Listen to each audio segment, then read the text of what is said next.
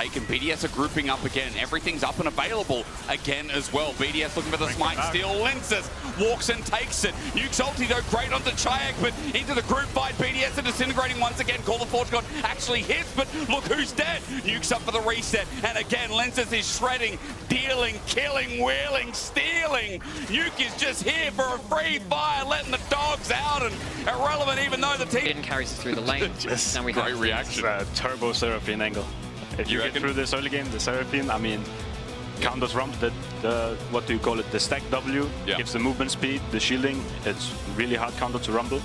I think for sure BDS definitely around drop timer looking to swap, even like tempo swapping. You swap, you are ahead on tempo, you push one wave, you swap back just to perma mismatch. Because I think if you're getting through this early game, I think it's really hard for Vitality. Okay. A lot of the time, Jhin is meant to carry the Alistar through the first few levels. You don't do that versus Ashe Seraphine. Ashe auto attacks you once, you get double rooted into like full stun. It's an awful time. Nissy's going to have a very difficult laning phase in here. And then later into the game, you're going to go forwards, you're going to pop your ult, and then you're immediately going to get encored, immediately going to get the ult from the Ornn on top of you as well. Much like we saw in the first game of our first series, does seem like one team is really trying to go heavily forwards with the equalizer over the top of it. The other one's just throwing the ultimates defensively out the other side. What a surprise. Vitality trying to play a little bit quicker, and BDS just trying to play front to back a little bit slower. Yeah, for sure. I can be a bit worried about the Vitality draft though, since they're kind of forced to find volatility and action in the early game and mid game. But they don't really have that many tools. So they kind of have to, especially in laning phase, find ways to make the matchup volatile. Enemy players have to be low on HP, they can look for dives, because they don't really have that heavy CC like a Leona who can just go in. Very true. Well, it'll be nice to have you alongside us, because Vitality going into game one, I mean, last week, it was Vitality who sent us screaming.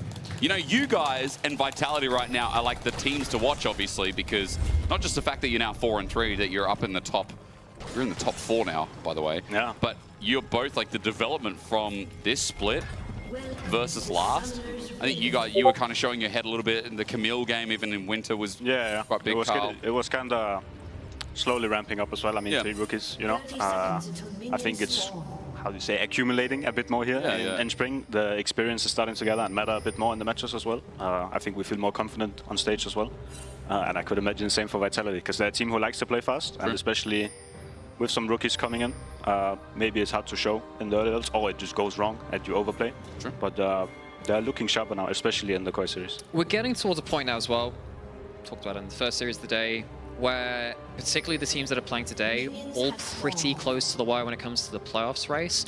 I don't know how much thought you put into teams like Vitality and BDS as opposed to your own thoughts. Do you have any particular thoughts on, particularly with such important series like this, which ones you think are more cut out for playoffs than not right now? BDS obviously the 3-3, Vitality drops some important series, but do you have a strong upper ceiling? I mean, I think right now, I think Vitality scaling into playoffs can become really good, especially with how they play. Gotta get there.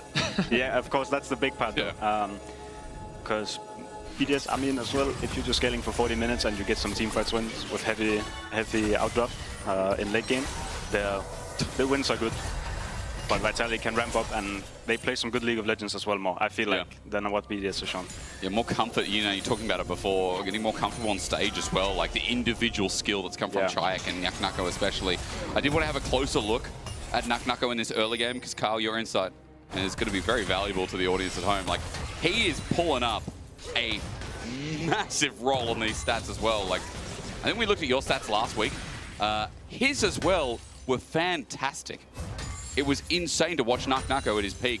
This is just from last week, by the way. First in GD. Yeah, he had CS a minute, like solid armor as well against me on the Nivea game. I mean, that matchup, by the way, I'm just sitting on the tower, I'm eating minions. But I mean, yeah, he had a really strong showing, especially against Koi as well.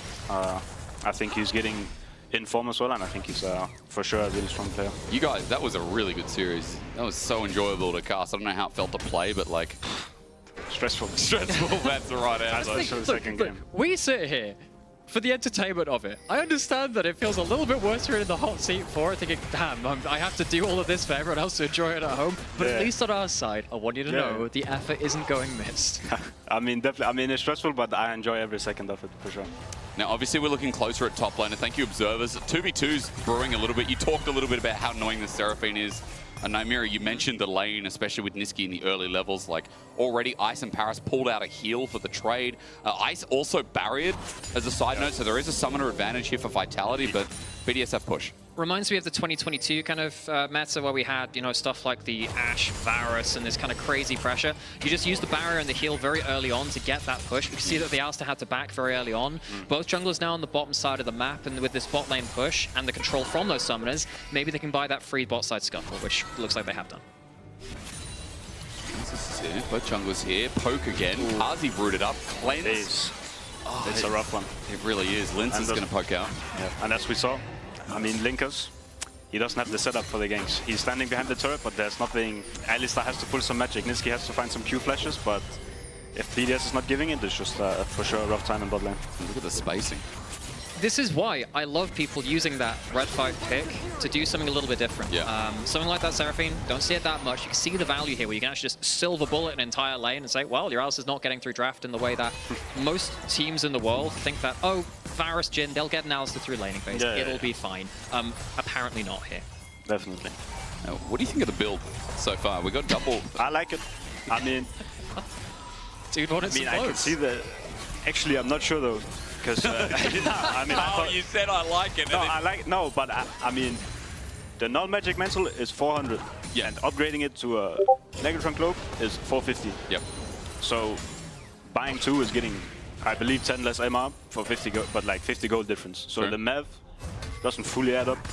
But if he wants to rush the, I forgot the name of it. I'll go through Candy Crook. MR damage in the item. Oh, the Hollow Radiance, right? Hollow Radiance only builds out a null magic mantle, not the... True. I forgot the name of the item. Negatron cloak. The Negatron cloak. So, for the build path, I can see that you have to compromise a bit, maybe your build in early game.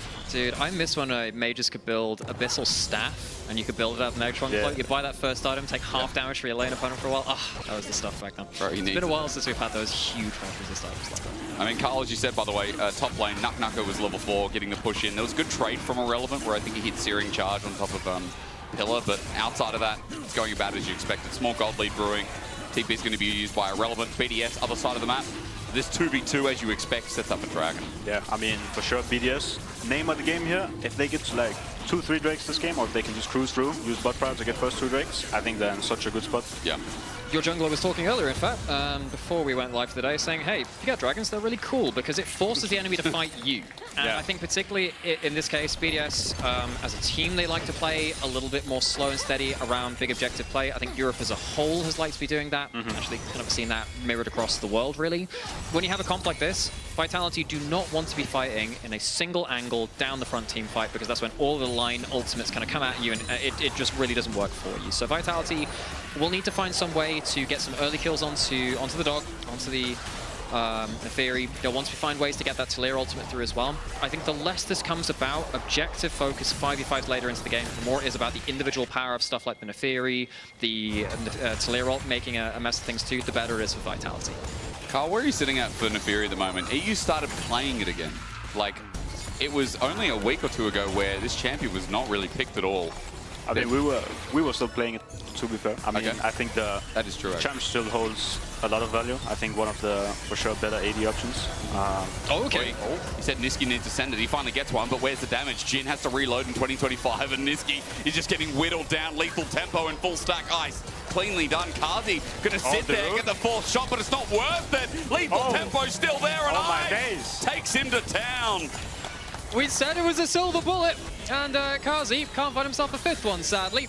Paris, that Seraphine, working absolute wonders here, punishing what a lot of people assume to be a safe way to get Alistar through the laning phase. It just hasn't been.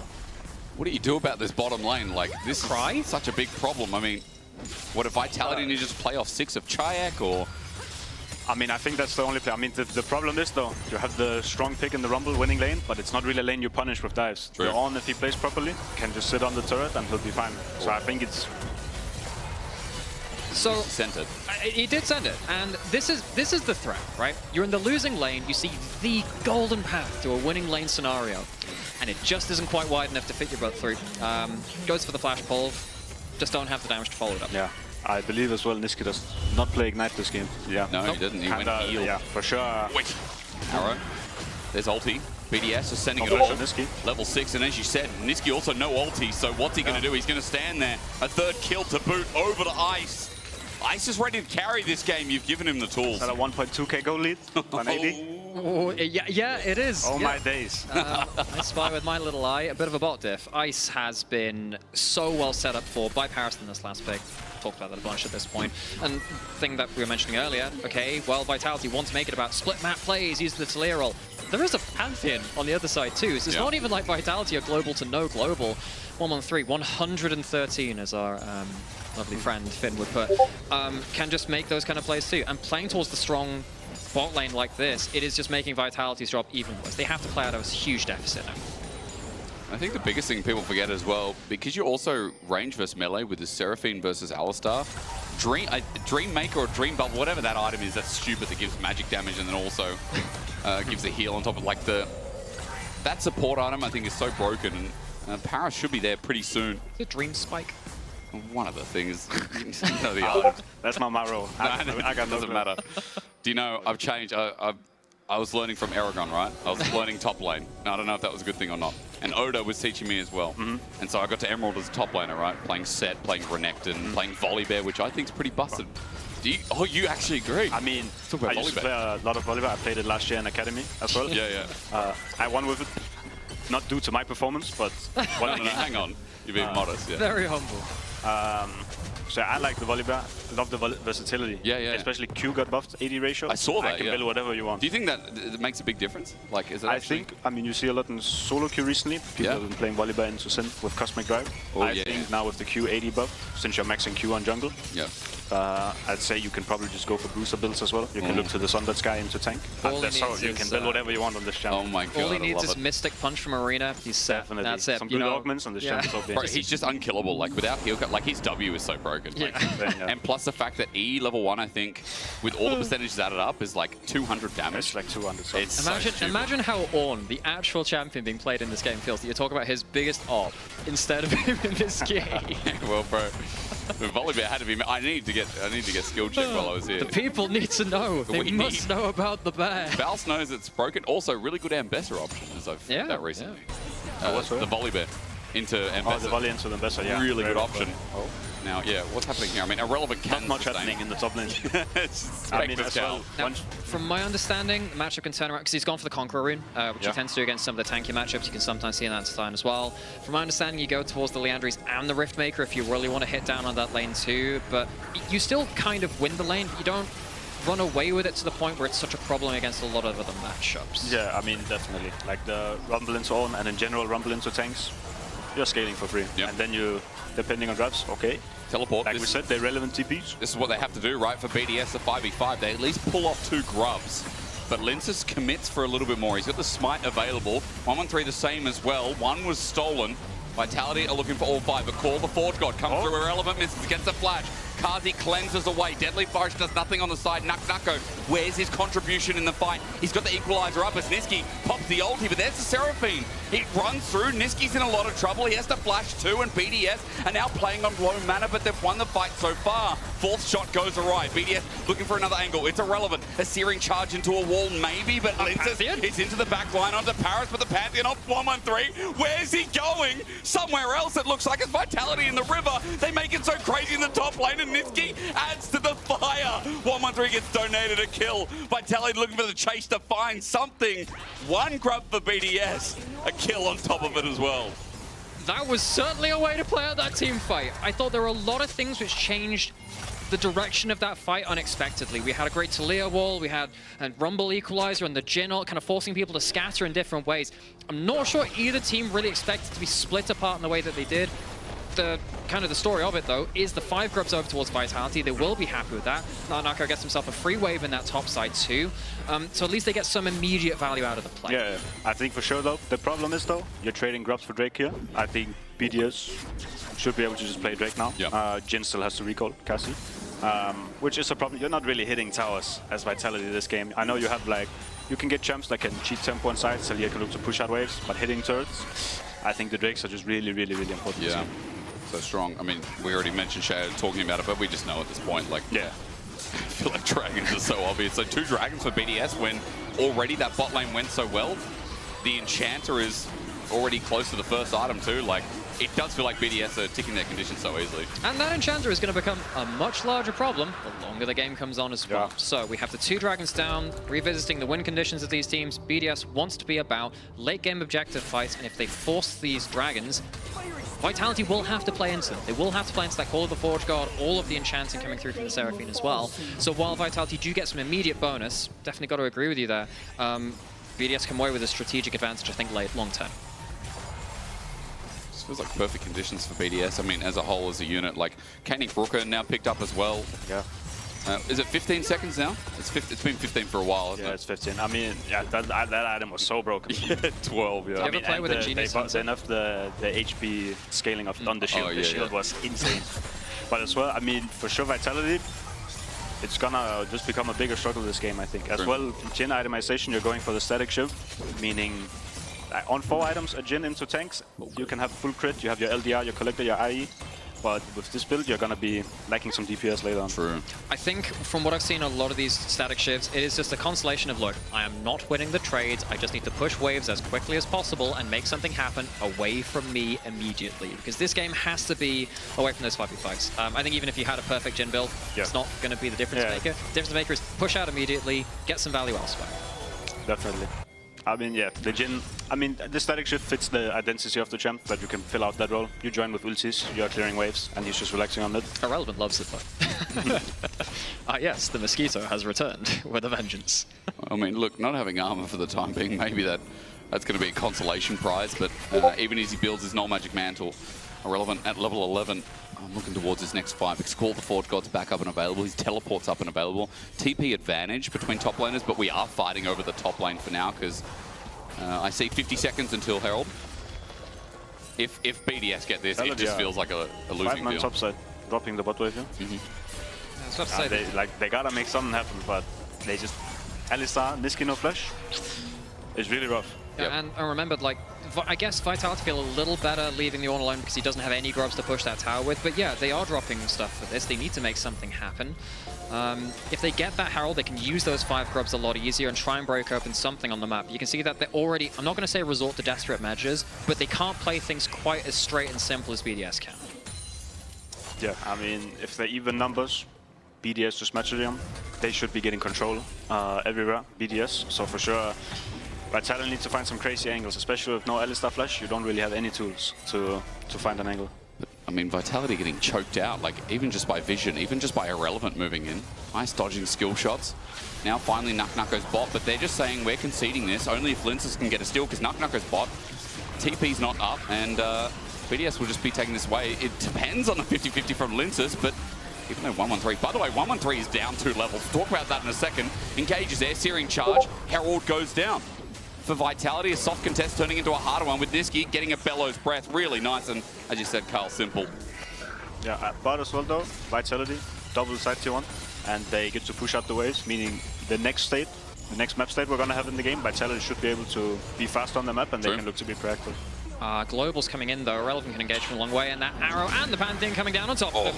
The arrow narrowly dodged. 113's here though. He'll block some damage to shield up, but the mortal will of Nucko is gonna drop.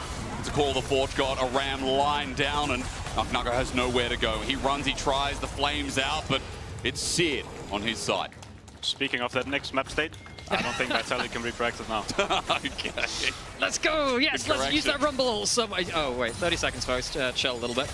I suppose that is some big ult cooldowns used a minute before Dragon though. Yeah. It's second tier of the Ornn, maybe if you stall it out long enough you can bring around to that, but still, maybe there's a window which Vitality can play around just as the Dragon spawns. You absolutely don't want to give them that soul point and a base map Dragon. Yeah, I mean, if BDS can just look to maintain control and Vitality will have a hard time walking up, the ulti shouldn't matter that much, but for sure, this is Vitality's window now. Even with the Rumble dead, he has TP up, they can look to play for sure. Feels like Niski, he's got a big role in this task as well. I feel like Chayak as well. He needs to start playing for those picks, need to start finding something himself. This does feel like the last Vitality game in the past 2 weeks. Or at least, let me rephrase that. This feels like the weakest version of Vitality I've seen at least in the past couple of weeks. Like, they're very good at being proactive, I think. even to their detriment. As I say that, I must have jinxed it because Niski finds an angle, equalizer down onto Ice, a shutdown, double seismic shove, but Nuke gets a one of his own. Kazi has to flash to reposition. BDS not out of the woods yet, even at their own turret. The poke flies through. Asking you shall receive with Vitality. Somehow Vitality managed to thread the needle, and Shayak on the flank on that Talia really puts BDS into an uncomfortable position. They will be able to get themselves the Dragon, but with the Herald in mid lane, they might have to trade it for their mid lane out of turret. You might have saved the play a bit though. I mean, that shuffle was pretty good. And yeah, helped pass down a bit. It was looking rough, especially with the two-man from Shayak. But this, very good for... Oh. Yay. We're going to have one every day. Very good play for Vitality getting the Drake. Okay. You brought in your podcast content for us. You plan anything for your big day here on the LEC? Oh yeah. I'm sorry you didn't get to go to Madrid, but you know, that's that's okay. It's fine. No, it's fine. Yeah, let's ask the easy questions like that. What did you do over the past couple of days? We scrimmed, played solo queue. Oh, okay. Oh. Just the usual stuff. Watched others play in Madrid. Oh, yeah. I mean, I was still having a lovely time. It's all good. good. I would have been nice to play in Madrid, though. Hey, Heretics there's being always from next time. Madrid. Yeah. I mean, yeah. I mean, the finals, though. Summer finals, though, in Madrid. Yeah. You'll make it. It's a given. Hey, you're top 4 right now. It's a given. It's a given. Hell yeah. I mean, I gotta be there. But regardless, let's make sure. I'm going to be optimistic for you. I think actually there is a way you can make finals. I can see it. Now, if you don't, we should get you tickets, obviously. Like, we should make sure. Oh, I mean, Heritage You really probably just have tickets. wait. Did you really just bring it up there and say, "Here's a consolation"? No, just in luck, case. Buddy. Sorry, we'll get your tickets though. Bro, I literally compared you to Zayas. You know, there's no bigger fan. It's all good. I mean, yeah, you got the backup plan. It's all good. I'm just disappointed. We introed you today, and I was like, oh, he's surely not seen the Zayas like clip. I didn't realize it went online. I mean, at least we could have gone for like Thor if we're going for like the, I guess, regionally appropriate kind of like. Yeah, yes. Makes sense. I don't have one of them being from the UK, really. We kind of dropped that whole Pantheon thing. You get the cool stuff. He's got Ron Weasley. That's about it. Arthur. We've got Arthur Pendragon. This is a bug review, by the way. Oh, it's a bug review. This is a bug review, so buckle up. I don't know what the bug is. I'm going to find out from production. As soon as we have more information, we'll let you know. I wonder if it's a bug to do something with the all-in, maybe like the play with Nuke, but I don't know many. Must have been something. Yeah, we're gonna. The two guys over here, while I yap away, are gonna actually review themselves because they got another PC. Obviously, we can only. I mean, it's. Now, don't want to speculate too much. We'll look over it. We have a small audience here today. I wish I could show you. Just bring down a PC. We can get really intimate with our computer monitor, which I'm not going to say ever again. I apologize. Okay. I don't know German, so if I read that sign, I could get in trouble. Yeah. I know Wo ist is. What's that? Where? Who? Where is? Yeah. Where? Thank you to our production who whispered in my ear. Where is the? What is Geschmack? What's that? Taste. Oh yeah. I don't know why I'm questioning why I can read it out. It's in front of the. If it's in front of the monitor, it's in front of the camera. You're allowed to show it. Ari is mein Lieblingschampion. It's my favorite champion. Nice. Yeah. The champion you love? No, that's favorite. But I mean, sure, that too. You speak German as well? I mean, I had German in school for 5 years. Oh, really? But I don't really speak it. Okay. Yeah. I mean, I can introduce myself, but that's as far as it goes. That's good. That's probably better than most of some. I mean, it's better than I was in academy living in Spain last year. I can handle myself a bit better. So how many languages do you speak? 2. Okay. Danish, English, a little bit of German. A little bit of Spanish as well. A little bit. I mean, I can order at a restaurant, but it doesn't go further. I need to glaze your country for a second because GB told me about something during Christmas markets, and it's this pork sandwich, right? I'm sorry to any vegetarians or vegans in the audience at home. There's this pork sandwich that you had in the Christmas markets. I don't know the name for it. Is it Fläskesteg sandwich? Yes. I mean, it's not exclusive to Christmas. You can get it anytime you want. No, but I had a couple around, but that was the best one. And I mean, and Jimmy said, get it there. It was really good. I mean, I was going to say also the salmon. The salmon was very good. You know, I had the salmon at Christmas markets on the big fire on the big stand. Yeah. I have a fun fact for you while we buy time. Okay. Do you know how long a scorpion can hold its breath for? No, but going from salmon to this, I'm very curious how you made the connection. I just need to do something. I was zoning out. Do you want to have just give a guess so I can feel better about it? Scorpion holding its breath. Yeah. How long? 5 minutes. 17 days. Okay. 70 days. If that thing goes on, it can make a little air bubble around itself. Really? Keep itself, Wow. keep yourself alive through You that. guys can use that at parties later. Also, I've got another fun fact for you. Okay. Did you know that grasshoppers are 5 times older than grass? Could you imagine being the first grasshopper to discover grass? Game changer. But what did it do before? It hopped without grass. Just hoppers in it. Yeah, just hoppers. On dirt. So it was a dirt hopper. Oh, I hear you're hopping on grass now. Well, I'm glad you guys can use that at parties. I've got no update on the bug. Oh, we got ready checks. It's one of those things that was a bug, but it's not a bug. my fun facts. Oh no. It's. Hang on. Potential Herald bug. We did see that the Herald was basically not winding up for its charge. Yeah, But if it's intended, that is the way it is. It was doing a little dance. And instead... Is that because someone got in it and then got out of it? It died before the charge. Okay. Okay. We're kind of looking at our screen now. Herald dies anyway. It wasn't going to get the full turret. I mean, turret would probably be a couple of autos away, but like, we're getting back in the game now. Sorry for talking. But yeah, it's okay. Sorry for talking. That's what we're here for, Jake. That's okay. You still got to apologize for the little No, there are things in things life. I'll apologize for, but not that. I'm not asking you to. It's just me. And not scorpions. Carlson, your first pause. Whoa. Yeah. Did you enjoy Big the podcast content? Yeah. I like the fun fact. Thank you. Yeah, I'm glad, that's a lot of time. That's good. someone did. I'm glad we went from salmon to scorpions. It's like, how do you draw the link? We found a way. Now, in Spectator at the moment, you know what's really annoying is not only turrets that refresh, but top turrets as well. I believe that top turret's actually dead. Yeah, it is in the mini-map. But you come back from a pause, and then it shows the turret. Like, have you seen Spectator when turrets come back in the Nexus turret? I know as well if you load back into a game from player POV, everything is... Oh, yeah. Everything looks different. Yo, you see into the abyss of Summoner's Rift. But yeah. Okay, so where were we? Before we left, we saw a fight from Vitality. We saw actually a pretty good engage from Niski. They finally got their first kill, and the setup was pretty brilliant. They also stopped the dragon stacking as well, so it feels like they're getting something. However, Nuke has just found side turret. They're still 1k gold ahead. And now it really does feel like we're going to start looking at Atakan, start looking at the next dragon, because BDS's comp is going to have an enchanter with Moonstone Renewer, with the Dreammaker bubble, 2-item Ash as well. Like, this front to back feels very online. And that's all and good. However, I will notify everyone, no summoners on the Ash, so there might be a lot of shields. Return to, I think, our through line for this game. That Ash can get roasted. Yeah. Like, if that champion gets an equalizer on them, I don't care at this point of the game. If you don't have a way to flash out of it, you're still going to burn. Yeah. I mean, for sure, with Vitality's tool, we got to keep an eye on Shayek's ulti. I think it's their main way, especially on mid waves. It's their angles to look for the Ash. Can set up Niski as well. He can have an easier time looking on him. I have another fun fact for you. Oh my god, yeah. Do you know that mountain goats are not actually goats? What are goats? They're not goats. I just remember that. Now, I can't remember all of it. I also know that, you know that an antelope can jump higher than an average house? They've got very powerful hind legs, and average houses can't jump. This is like... you've written all this down, it just has to get out. Oh, I have to have it at some point. My god, you're being more me today than I am. It's crazy. BDS gonna get mid-turret. Okay, so that's something. Bit of gold in their back pocket. I'm glad that production just confirmed that they're associated with antelopes. There we go. Cool. Nice. Thank you, Lena. Appreciate it. We'll get back into it. So, yeah, I guess we're now waiting for Ash Flash to come back up. Dragon's up in 2 minutes. That'll be on a similar timer to Ash coming up. BDS will obviously want to play around that. Yeah, I think BDS, very happy right now, just catching waves. I'm contesting some mid-wave, kind of just waiting for the next wave to spawn. I think getting to this soul point is huge for BDS this game. But though, getting the tier 1 on mid for BDS as well, I mean, it's huge for both teams getting tier 1. But for BDS, when Jin has no flash, this own ulti is a death sentence, basically.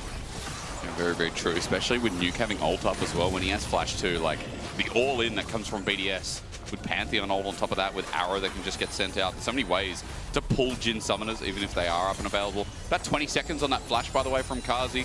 Dragon you were talking about is about 1:40 away. And Atakan has spawned bot in this game, so we're chilling for a little bit. But again, every time we chill in this game, I just think, BDS must be cheering. Like, it's just definitely so easy for them in this game. I think another big thing we'll have to pay attention to as well is when Nuke gets himself a Seeker's Arm Guard. As soon as that comes through, I think the game gets really, really hard for Vitality, because particularly when that item's built, I think if I think actually there are some cases when you should die even without using it, just to make sure he has it for an important dragon fight. I think if he does that, again, Vitality, they already have some limited options in the bigger team fights. Don't think they're winning hard enough through sidelines right now to make game-ending options through that. It's very hard to do that. They probably are going to have to find a big fight. If there's a Seekers coming into their way when that happens, I think BDS have got a very powerful tool to play when that's completed. Definitely. I mean, and I think for sure for this dragon fight, it's going to be eyes on the top side of Vitality for what they can get done. I mean, Kazi, with the current items, I think this Ornn will be a very, very tough front line to get through with the static and the rapid fire cannon. So it will be interesting to see the angles that Vitality can find. A bit of armor and inventory now. Feels nice, even against people like Linsis. As NuckNucko's getting some solo time with turret. Irrelevant's going to respond with that, but he has teleport available to join this fight. BDS in the river first, 25 seconds. Nuke is walking up. All about this mid-pro. Jumping in is Linsis, but he's invulnerable. Who cares? Sends the pack mates in. Niski with an engage again. Seismic shove. Deadly flourish. Everything's out, but the shield is up. The arrow flies. It's Niski who doesn't pull the ulti. Really good resilience not to pull the ultimate. Irrelevant comes in as well. He's teleported. Now with ulti available. How the heck did he get out of that without using his ult? That's a big win there. Playing the cooldown management very well, because now they get rid of, you know, a little bit of that HP. The Ash Arrow from Ice as well. And it also buys them presence in the river. Irrelevant took no damage. That was Kazi autoed him. Like, you know, observers, if we can click on Irrelevant, I need some HP bars. Because this guy, right now, he's just walking in.